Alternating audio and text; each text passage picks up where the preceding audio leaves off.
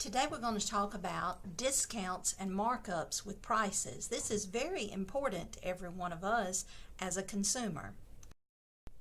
Now, before we get into it, you need to realize that when you're talking about the discount off from something or the markup on a price, it always involves a percentage.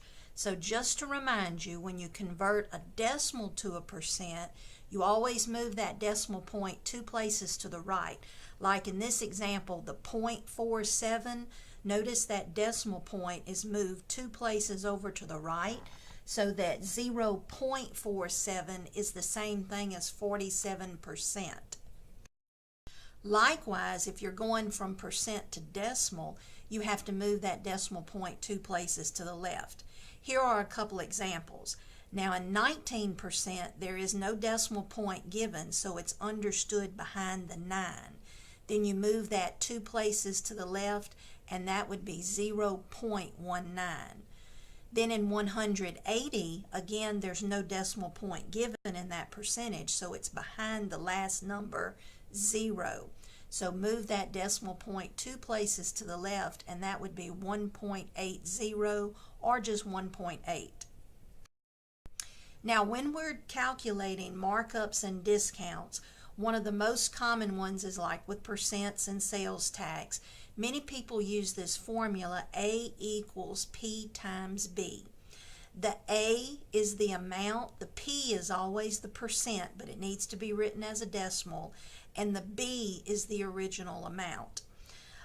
We use this formula for sales tax. What we'll do to get our sales tax, we take the tax rate, say 7%, and we multiply by the item's cost.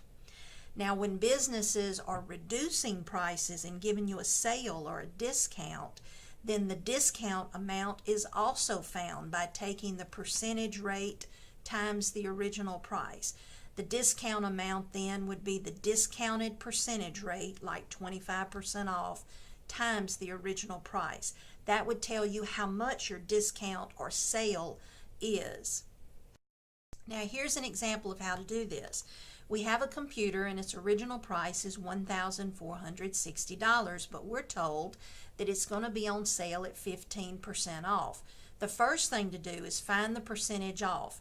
So do 15% times that original price, $1,460. Change your percent to a decimal. You can quickly put that in your calculator to get $219. Now that's how much money that's going to be taken off. So what you would then need to do to get the sales price would be take the 1,460 and subtract that 219. Now let me grab my calculator real quick and do that. 1,460 minus 219. So the actual sales price that I don't have written on this slide, but it is 1,241. So you would first find the discounted amount and then subtract that from the original price. Hope this helps you in figuring out those markups and those discounts.